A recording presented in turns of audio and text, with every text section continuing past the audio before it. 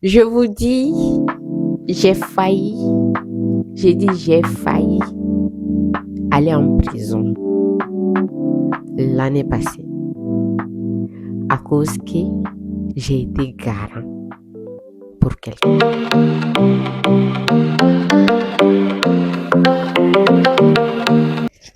Coucou tout le monde, j'espère que vous allez bien. Moi, ça va, Dieu merci.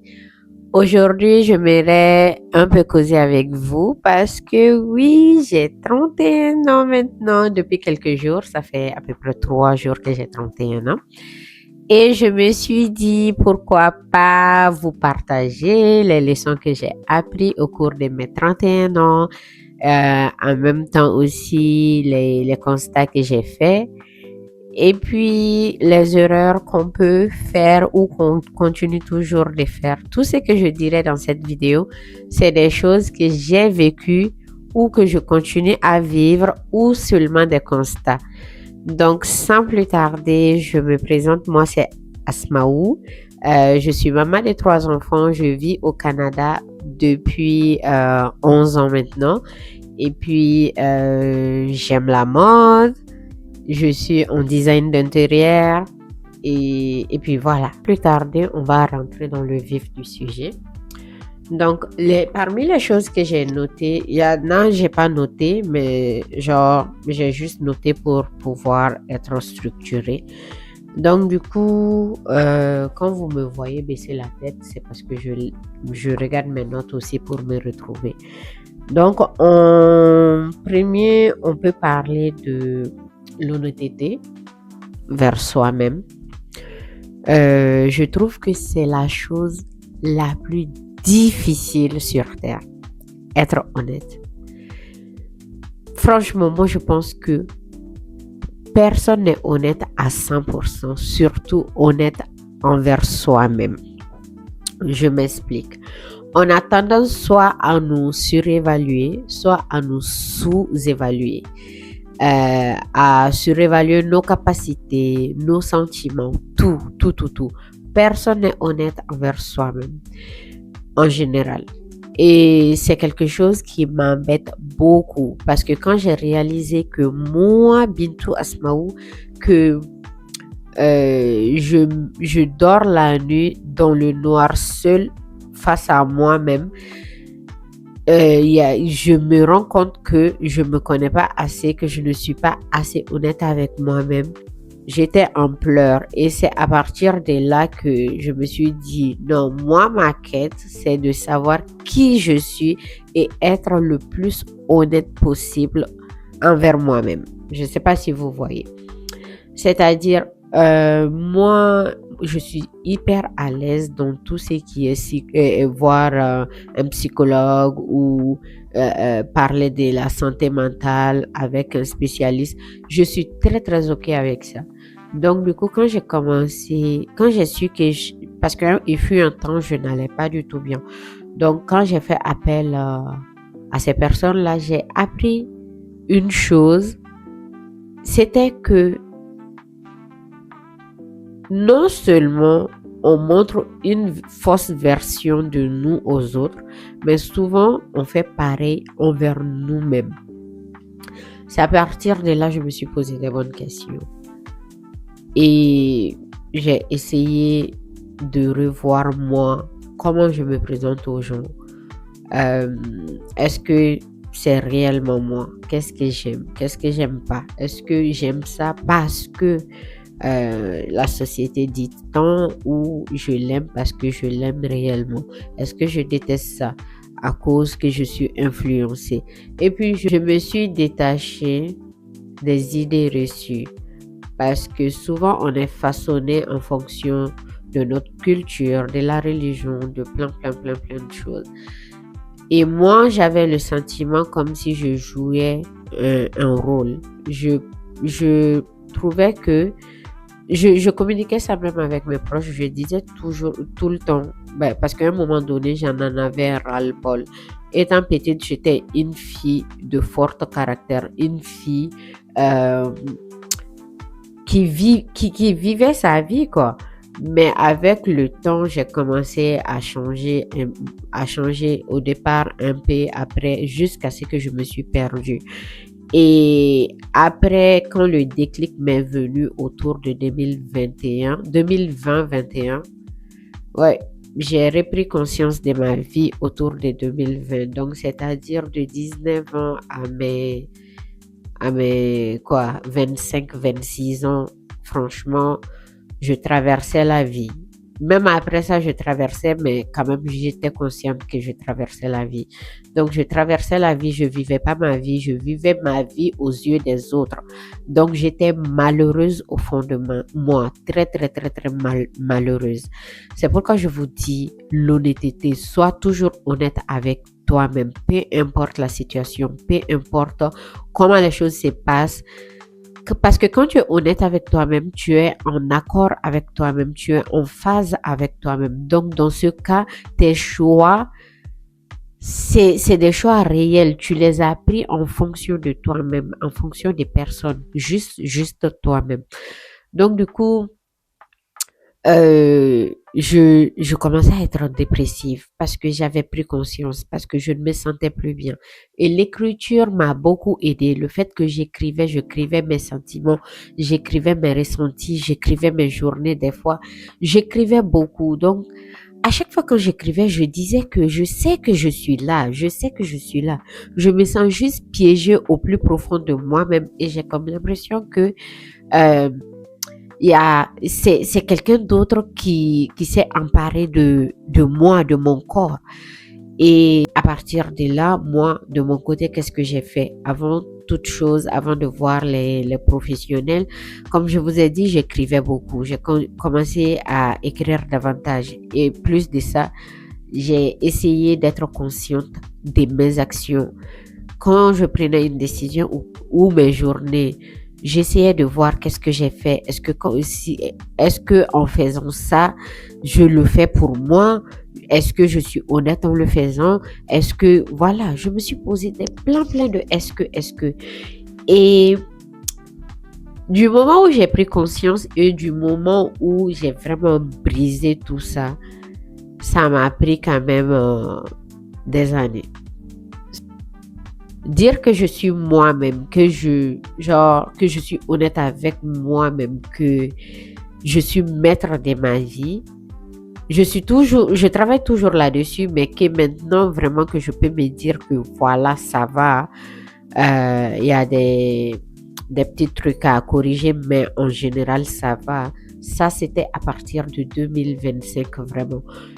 2024, j'ai beaucoup travaillé sur moi, mais c'était une année très difficile pour moi. Mais 2025, à partir de 2025, j'ai commencé à savourer ma vie et à vivre pour moi et à être honnête envers moi-même.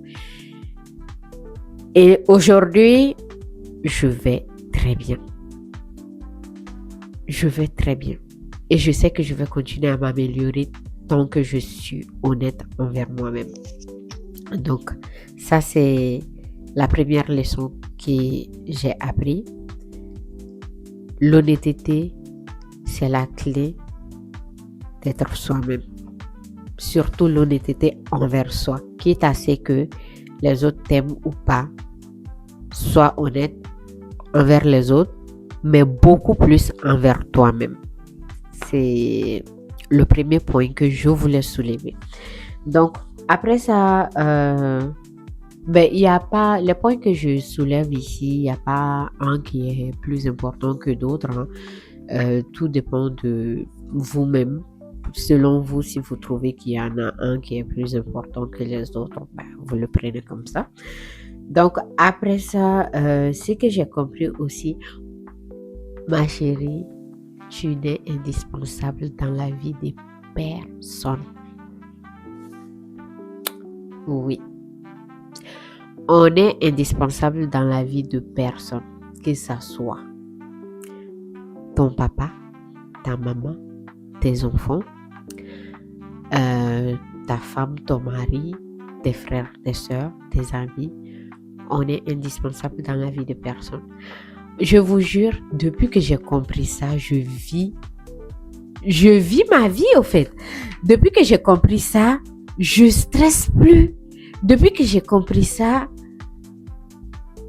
je ne prends plus les choses à cœur et je ne me tue plus pour rien ou pour tout. Je ne me stresse plus. Depuis que j'ai compris que sans moi, les autres peuvent arriver. Sans moi, les autres vivront leur vie. Sans moi, rien ne changera. Dans les deux sens. Par exemple, si quelqu'un me demande un service et que vraiment, je peux pas lui rendre. Avant, je culpabilisais. Avant, je ne me sentais pas bien. Avant, je faisais l'impossible pour aider la personne. Mais maintenant, j'ai compris que si quelqu'un me demande quelque chose, si je peux le faire, je le fais. Si je ne peux pas le faire, j'avais déjà constaté que si moi, je ne peux pas rendre ce service-là, le service sera rendu. Pas par moi, mais la personne trouvera une autre solution. Quand j'ai constaté ça, je me suis dit, mais meuf, tu n'es pas indispensable dans la vie des autres. Redescends sur terre. C'est-à-dire, quelqu'un me dit, Asma, est-ce que tu peux me dépanner avec tel truc? Si je dis à la personne, oh, je veux bien, mais je ne pourrais pas, j'ai vraiment pas, si. Je vois après que le problème a été résolu. Donc, j'ai compris que, on n'a pas forcément besoin de moi. Je ne suis pas forcément indispensable dans la vie des autres. Donc, du coup, chérie Coco, si tu peux, fais-le. Si tu peux pas, ne culpabilise pas la personne trop.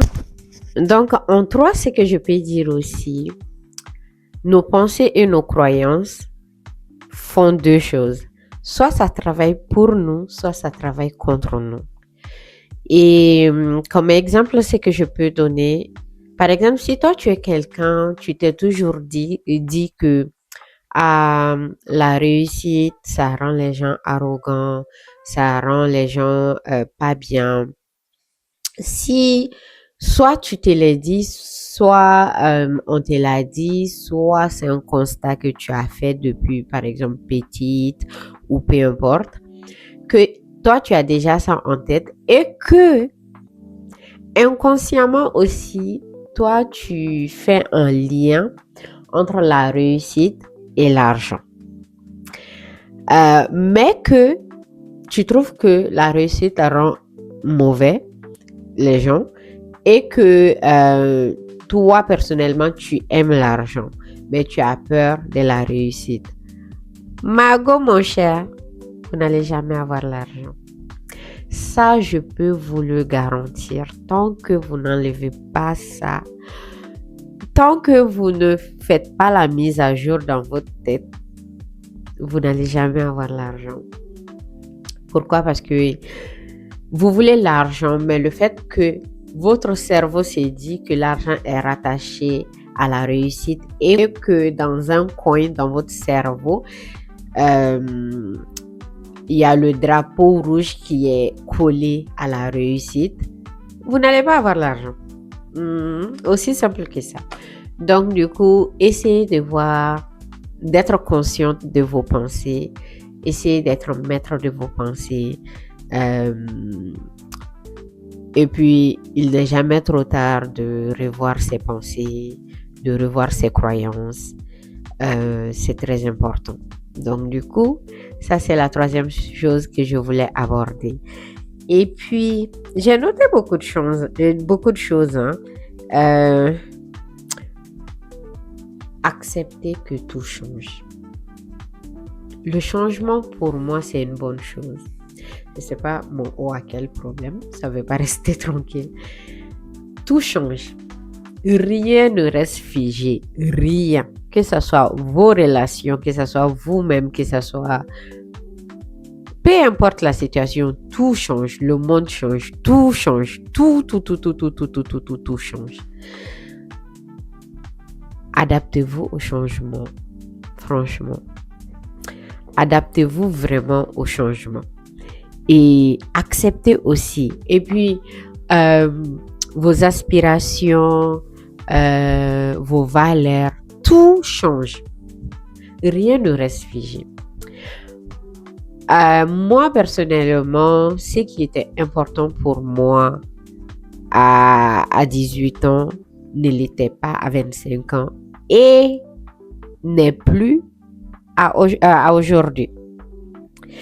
J'ai beaucoup changé et j'apprécie les changements. Certains voient ça comme pas bien, d'autres comme une bonne chose. Moi, je suis très à l'aise avec ça.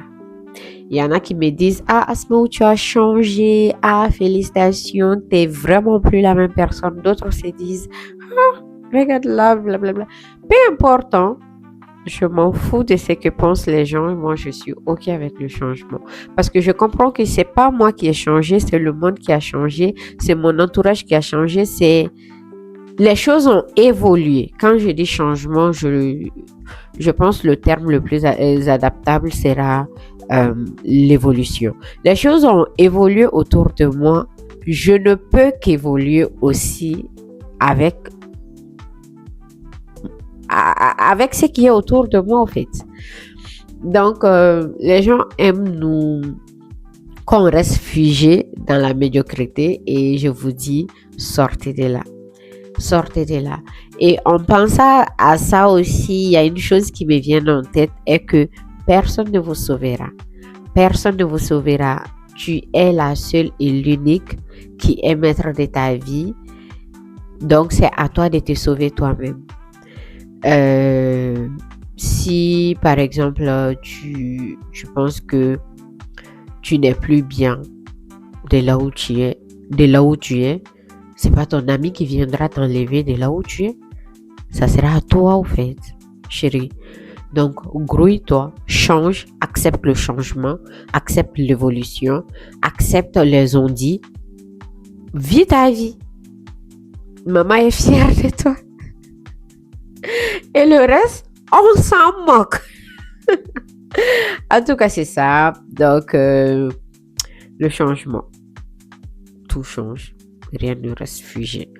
Si tu vois que tu es la même que toi il y a 10 ans passés, c'est qu'il y a un problème. Parce que tu n'es pas censé rester la même qu'il y a 10 ans passés. Non. Non. Je vais dire quelque chose là tout de suite. Ça va peut-être vous faire fâcher. Les gens seront divisés sûrement. Mais je vais le dire. Vous savez, le crédit. Le crédit. On est mariés. Tu es mon père. Je suis ta mère. Tu es mon enfant. Zéro crédit, quoi, en fait. Ne prenez jamais un crédit pour quelqu'un. Ne sois jamais garant du crédit de quelqu'un. Jamais. Je vous dis jamais. Jamais.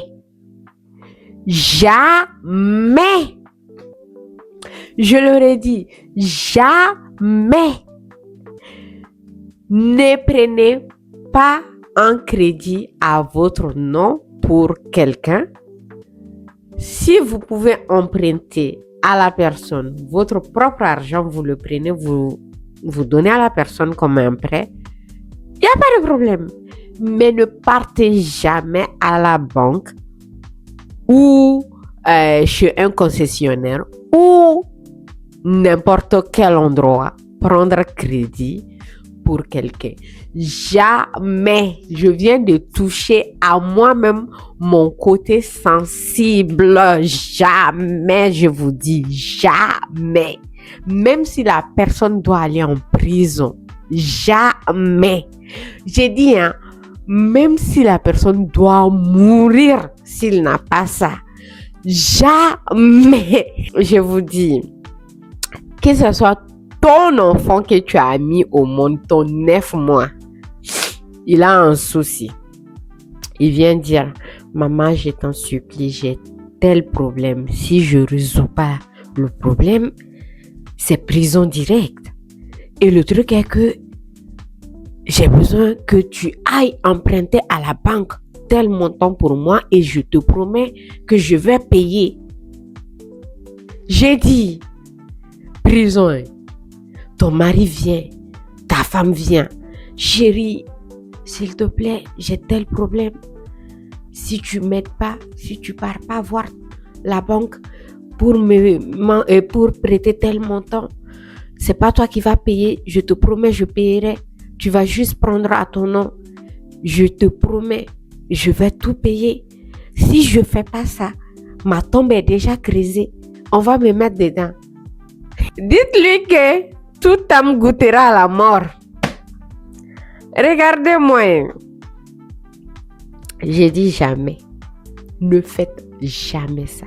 Même pas pour ta mère. Jamais.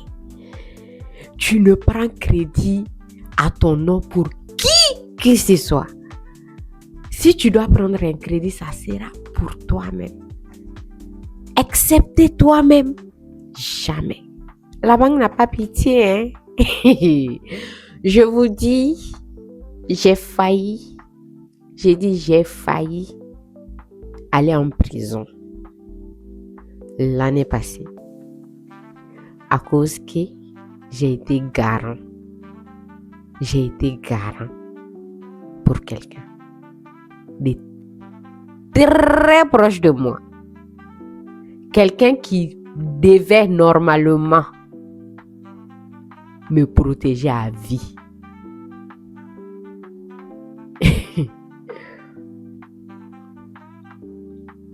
La personne n'a pas bougé d'un doigt. On m'a envoyé un huissier. On m'a envoyé la convocation. La banque n'a pas pitié. Hein. Eux, le comble dans tout ça, moi, je savais même pas que le crédit était à mon nom. Je pensais que moi, j'étais juste, voilà, un garant. Comme le crédit de la personne n'était pas aussi bonne que ça, la personne m'a dit, s'il te plaît, viens, on va aller, je vais acheter ma voiture, mais on me dit que j'ai besoin de quelqu'un d'autre pour que je puisse avoir la voiture vu que j'ai pas un très bon crédit. Donc, s'il te plaît, j'ai dit à la personne les choses de crédit là, moi je ne suis pas dans ça, je ne pourrais vraiment pas. La personne m'a dit, s'il te plaît, je te jure, tu n'auras aucun problème, je vais toujours payer, tu ne payeras jamais, tu seras juste un garant, il y aura moi aussi mon nom, blablabla. Je pars. Au moment de signer, j'ai remarqué que sur les documents de la voiture, il y avait mon nom, il y avait le nom de la personne, mais sur les documents de la banque, il y avait que le nom de il y avait que moi, mon nom. J'ai dit à la personne, mais attends, je comprends pas. Surtout à l'époque, je ne parlais pas du tout l'anglais. J'étais nulle en anglais. Et tous les documents étaient en anglais et tout. La personne me dit, non, t'inquiète pas, si, je t'expliquerai. Non, c'est pas ça, si, après je vais t'expliquer. Après, j'ai oublié. Des années après, la personne ne payait pas vraiment. C'était toujours des disputes, ça n'allait pas. Je disais paye, la personne disait, j'ai pas d'argent, ou après je vais payer, il y avait des frais. Genre, c'était tout le temps des problèmes. C'est là que j'appelle la banque, disons 1 an après, pour dire, finalement, prélever directement dans le compte de la personne à qui la voiture appartient, parce que la voiture ne m'appartient pas, je suis juste un garant. La banque me dit, quel nom vous avez dit, madame? Je répète le nom. La banque dit, il n'y a que toi qui as pris près chez nous. On ne connaît personne d'autre. Là, je suis choquée. Donc, c'est-à-dire, on m'a arnaqué, on m'a menti. Je ne suis pas un garant. J'ai pris le crédit. Puis après, des années passent. 2024, finalement, 2024, la personne arrête totalement de payer. Je paye. Souvent, il y a des gens qui vont, vu que la famille, tout le monde sait maintenant, il y a des gens qui vont essayer de payer 1-2 fois, après, ne payent plus. Je me retrouve à payer. Puis, à un moment, j'arrive plus. Parce que 2024, c'était une année de patate pour moi. J'étais broken sur tous les plans, financiers, santé, tout, sur tous les plans. Et puis, j'arrive plus à un moment donné, ma propre voiture me lâche. Je suis obligée de payer une nouvelle voiture. Moi, je déteste les crédits. Sauf si c'est vraiment nécessaire, par exemple, acheter une maison, mais pour des conneries pareilles, voiture, blablabla, zéro crédit. Soit j'ai l'argent, j'achète ma voiture, mais aller voir la banque, prendre crédit pour payer une voiture, je fais jamais ça. J'ai jamais fait ça de ma vie et j'espère que je ne le ferai jamais. Et je prends toute mon économie, je m'achète ma nouvelle voiture qui m'a coûté un bras, selon moi, selon ce que j'ai, parce que je ne suis pas fortunée. Et j'appelle la banque pour dire, malheureusement, maintenant, là, je ne peux pas me permettre de payer. Est-ce que on peut trouver un autre moyen parce que vous savez que la voiture ne m'appartient pas. En même temps, on demande à la personne de ramener la voiture pour qu'on vende la voiture, on donne la voiture de la banque. La personne dit, il peut pas ramener la voiture. Et puis après, la banque même cherche la voiture, on ne retrouve pas la voiture. L'huissier vient, j'appelle la personne pour lui passer à l'huissier. La personne ne veut pas donner l'adresse de la voiture parce qu'il donne une adresse là. Après, il dit non, c'est pas ça, blablabla. La personne dit la voiture ne bouge plus, la voiture ne marche pas. Quelque temps après, je vois la personne dans la voiture. Bref, tout ça. Voilà. La banque dit, ok, madame, nous, on n'arrive pas à retrouver la voiture. Donc, vous et nous, on va se retrouver au tribunal. Il m'envoie une convocation. Il m'envoie un huissier qui vient à la limite racher ma porte. La façon dont il toquait. J'avais des invités. J'avais honte comme ça. J'avais honte. Vous pouvez pas imaginer. Moi, j'ai beaucoup de story time à vous faire. Hein, vous allez voir. Et qu'est-ce qui se passe? La banque me donne 48 heures, 2 jours pour tout rembourser. Et la voiture coûtait $17,000 et sur $17,000, je vous jure que il restait autour de 4 500, 5 000. La banque n'a même pas pensé à dire cette pauvre dame, bien vrai que la personne avait refusé depuis plus de combien de temps de payer, elle a toujours été honnête avec nous, elle nous a toujours payé. Non, la banque s'en foutait de ça. La banque m'a donné 48 heures pour rembourser et moi, Dieu merci, j'ai pas beaucoup de personnes autour de moi. Je fréquente pas beaucoup de personnes, mais j'ai des personnes en or autour de moi. J'appelle 2 de mes proches. J'ai dit, voici la situation. Si je trouve pas l'argent avec vous, je vais aller en prison. Même pas 1 minute, elle m'envoie l'argent. Je leur dis, je vous le remettrai dans 2 mois. Parce que 2 mois exactement, j'allais avoir l'argent. Mais là, toute mon économie était déjà partie sur ma voiture. Elle me donne l'argent, je paye la banque. Moi, tu dois mourir. Pour ne pas mourir, il faut que j'emprunte à la banque. Je vous jure, je vais t'enterrer. C'est moi-même. Je vais dire que ton âme repose en paix. Je vais aider les gens à mettre la terre sur toi. Aussi simple que ça. Peu importe qui tu es. Peu importe, je vous dis, peu importe qui tu es. Peu importe qui tu es. Je ne vais pas m'attarder sur ça parce que... Donc là, tout de suite, j'avais beaucoup d'émotions en moi. Donc, on va essayer... Voilà. De rester zen. En tout cas, vous avez compris le message et vous avez vu l'importance. Qu'est-ce que j'ai noté? Ok.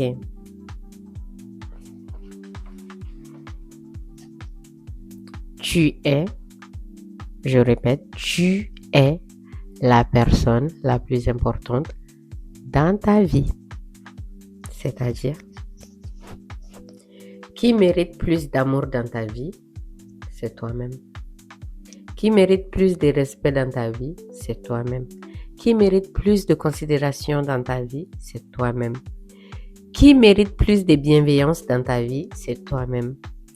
Je vous jure que je ne peux pas me parler méchamment. Même il y a des gens qui vont dire « je suis trop bête ». Never. I say never. Même quand moi, je fais quelque chose que moi-même, je ne suis pas trop contente, je peux pas être méchante avec moi. Si ça sort genre, toi aussi. Après, je vais dire, ok, ma belle. Désolée, mais voilà quoi. Faisons pas ça comme ça. Faisons ça plutôt comme ça.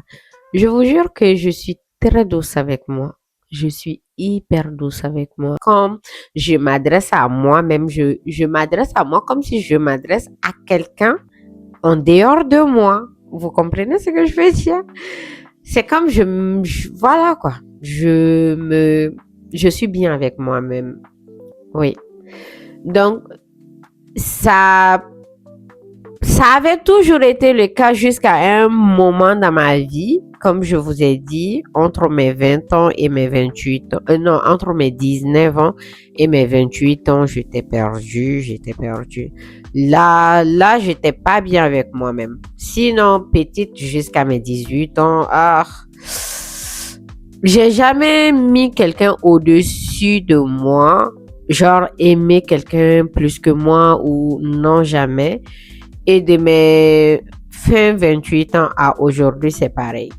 Je m'aime plus que tout le monde, plus que tout le monde sur Terre, tout le monde. Il n'y a pas une personne que j'aime plus que moi-même, non. Non, non, non, non, non. Mais cela ne veut pas dire que j'aime pas les autres. J'aime les autres. Je peux faire des choses pas croyables pour les autres. C'est-à-dire, j'aime tellement mes enfants. J'aime mes enfants. Mais moi, j'estime que quelqu'un qui s'aime pas ne peut pas aimer les autres. Donc, du coup, chez moi, l'amour, c'est comme un verre d'eau. Il faut que la mienne soit pleine pour que je puisse en donner aux autres. Je ne sais pas si vous voyez. Donc, du coup, je pense que je dois me focaliser sur mon amour propre d'abord avant celle des autres. C'est aussi simple que ça. Moi, mes parents savent que je les aime, mais pas possible. Mes enfants savent que je les aime, mais pas possible. Et puis, ce qui est bien aussi avec moi, c'est que je m'aime tellement que je refuse quelqu'un qui me dit qu'il m'aime plus que lui-même. Je ne sais pas si ça fait du sens. Je ne veux pas quelqu'un qui m'aime plus que lui-même. Non. Il faut t'aimer toi-même. Aime-toi, aime-toi. Ensuite, tu vas m'aimer. Je répète à mes enfants. Maintenant, on fait un peu moins, mais chaque matin, quand je réveillais mes enfants, après... Donc là, c'est sûr que vous allez vous demander pourquoi j'ai changé de tenue. Désolée, j'avais un rendez-vous, donc j'avais plus de temps. J'étais obligée de couper la vidéo. Et là, je continue. Mais j'ai aussi remarqué que la vidéo, elle est hyper longue. Donc du coup, ce qui fait qu'on va pas mentionner tous les points que j'avais notés. La dernière fois, je vous disais que par rapport à mes enfants, je vous disais d'abord que je veux pas de quelqu'un qui m'aime plus que lui-même. Je veux vraiment pas ça. Et puis, avec mes enfants, je les répète tout le temps. Les matins, quand on se réveille, un peu moins maintenant, mais quand ils se réveillent, je les mets en rang, du plus petit au plus grand. Je les fais répéter. Je m'aime. Allah m'aime. J'aime mes parents. Mes parents m'aiment. Je suis la personne la plus importante de ma vie. Je répète ça à mes enfants chaque jour que Dieu fait. Bon, je répétais ça chaque jour que Dieu fait, mais maintenant que c'est ancré en eux, je les répète plus à chaque jour. Mais de temps à autre, je vais dire, attends, c'est qui la personne la plus importante dans ta vie? Si je demande à l'un d'entre eux, la personne va dire, c'est moi. Et puis, je les ai fait comprendre aussi que, genre, peu importe, personne n'est éternel, personne ne restera avec eux pour toujours. Donc, je les apprends à beaucoup plus compter sur eux que sur les autres. Qu'est-ce que je peux dire encore? Je pense que ça, c'est comme le 4e point. Peut-être je me trompe dans mes points, mais quand même, après ça, qu'est-ce que je pourrais dire encore que j'ai constaté au cours de mon existence? Ça va aussi être... il faut toujours prendre tes responsabilités. Quand une situation arrive, ne vois pas le diable chez les autres. Ne te dis pas que oui, c'est telle personne, c'est à cause de telle personne que ça m'est arrivé. Ça peut arriver qu'à cause des gens, quelque chose t'arrive, mais pose-toi la question, c'est quoi moi ma part de responsabilité dedans? Qu'est-ce que moi j'ai fait a résu- qui m'a donné ce résultat-là? Certes, quelqu'un peut te faire du mal, quelqu'un peut, à cause de quelqu'un, quelque chose peut t'arriver, mais est-ce que c'est pas parce que toi aussi tu as trop compté sur la personne ou parce que toujours moi, je cherche, je ne me blâme pas, mais je cherche à comprendre. Je me dis, ok, ça c'est arrivé, c'était quoi moi ma part de responsabilité là-dedans? Et je me focalise sur ça. J'ai pas toujours été comme ça, hein. J'ai pas du tout toujours été comme ça. Ça c'est il y a quelque temps. C'est même pas longtemps que j'ai commencé à adopter ça. Et avec ça, tu seras en paix avec toi-même, tu seras en paix avec les autres également. Je pense que c'est un point très important également. Savoir prendre sa responsabilité, peu importe la situation. Focalise sur toi, ta responsabilité. Ça va t'éviter des frustrations. Et puis, les gens ne te doivent rien. J'ai compris que les gens ne me doivent rien, que ce soit en amitié, en famille, dans les relations de collègues. Les gens ne te doivent rien. Si tu rends un service aux gens, les gens ne sont pas obligés de te rendre pareil. Et c'est OK. C'est pas parce que tu rends service aux autres que les autres aussi doivent faire pareil. Pendant longtemps, j'étais bloquée là-bas aussi. Parce que moi, j'étais quelqu'un qui me donnait à fond aux autres. Et j'attendais pareil venant des autres. Par exemple, moi, dans ma famille, j'étais la seule qui n'oubliait jamais l'anniversaire de qui que ce soit. Alors que moi, mes frères et sœurs, mes parents, c'est des gens, ils oubliaient même leur propre anniversaire. Donc, du coup, moi, je ne comprenais pas. J'avais mal quand les gens oubliaient mon anniversaire. Ça me faisait très, très, très, très, très mal. Et puis après, je me suis dit, mais Asmaou, ils t'ont pas obligé à ne pas oublier leur anniversaire. Si toi, tu as ce don, ça va, mais eux, ils n'en ont pas. Donc, tu peux pas les blâmer pour ça. Euh, Surcroît qu'ils oublient leur propre anniversaire. Ça, c'est juste un exemple, mais il y en a plein. Mais ça, c'est juste un exemple que je vous donne. Les gens ne sont pas obligés d'agir comme toi. Les gens ne sont pas toi. Les gens ne vont pas... Par exemple, si toi, tu te donnes à 100% à quelqu'un, la personne aussi va se donner à 100% à toi. Mais si toi, ton 100% remplit une maison et que le 100% de la personne ne remplit qu'un seau, prends ça comme ça, au fait. Genre, fais les choses sans rien attendre au retour. Moi, je pense que ça aussi, ça facilite le vivre ensemble. Et puis, qu'est-ce que je pourrais dire davantage? Voilà. L'habit fait le moine. Je vous jure que l'habit fait le moine. Amenez vos arguments. Dites ce que vous voulez. Personne ne va me convaincre. Chez moi, l'habit fait le moine. Je vous jure que moi, j'étais quelqu'un de très coquette quand j'étais jeune. Très, très coquette. Je suis toujours jeune, mais je vais dire avant la vingtaine, j'étais quelqu'un de très, très coquette. Après ça, les années ont passé. Comme je vous ai dit encore, ça, vous allez l'entendre plusieurs fois. De mes 19 ans à mes 28 ans, je me suis laissée aller. Pas 19 ans même, disons de mes 22 ans à mes 28 ans, je me suis complètement oubliée. Donc du coup, je portais ce que je trouvais sous la main. Je faisais juste le strict minimum, c'est-à-dire prendre ma douche, c'est tout. Savon. Voilà, je me lavais vite, vite, quoi.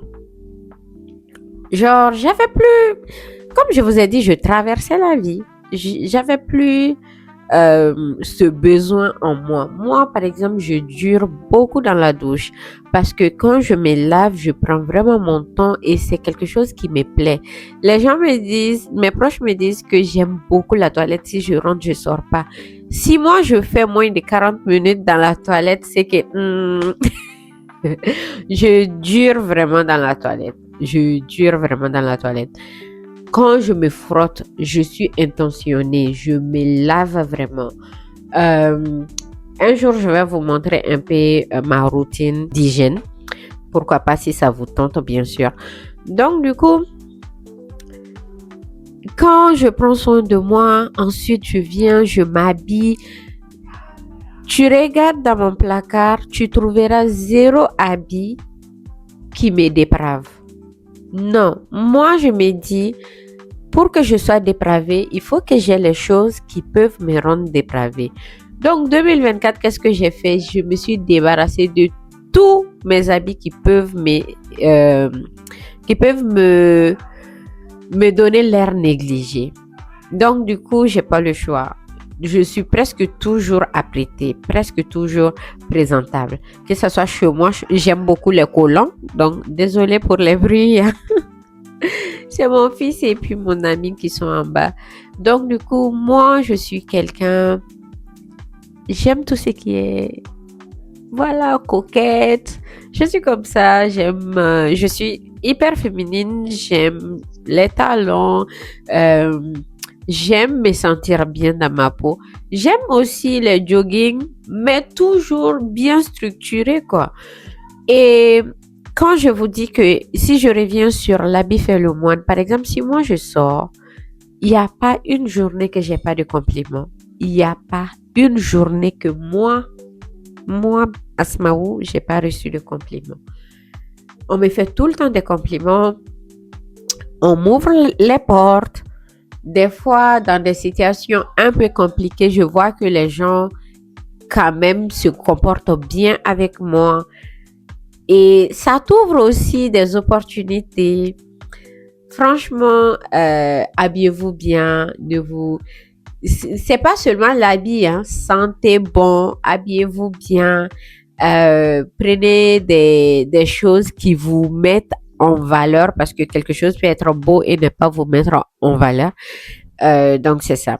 Surtout, vous pouvez me suivre sur Instagram. Là-bas, j'ai commencé à partager vraiment.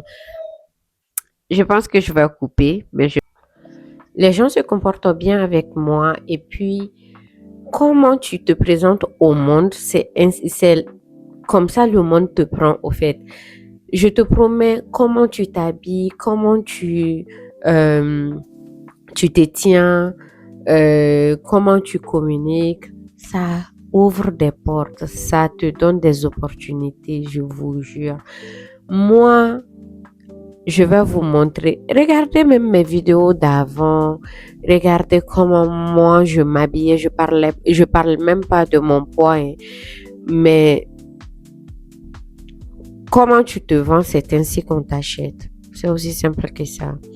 Et puis, au-delà de ça aussi, un habit peut être beau, mais qui n'ira pas à votre morphologie.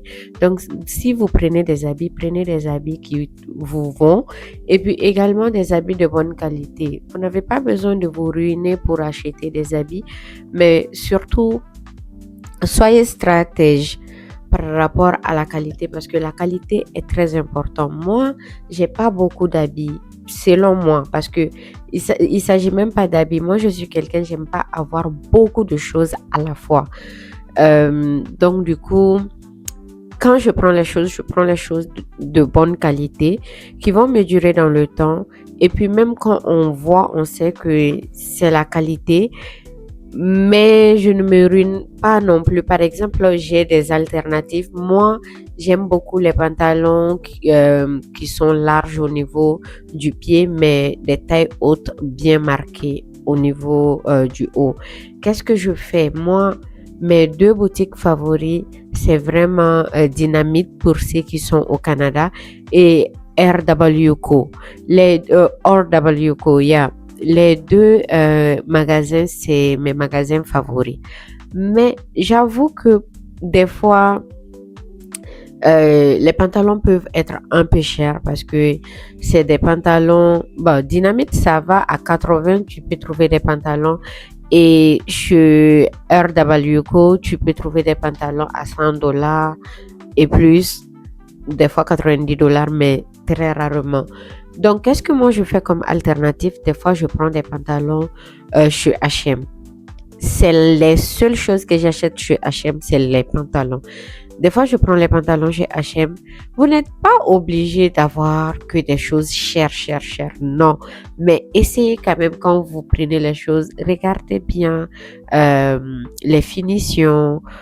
Tout ça, ça rapporte quelque chose au fait.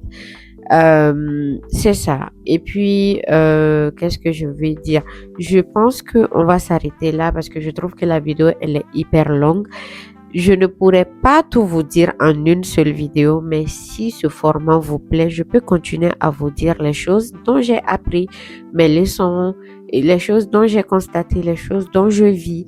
Et puis, s'il vous plaît, dites-moi aussi si le story time vous plaise. Si oui, je vous en ferai beaucoup, car j'en ai beaucoup de choses à dire.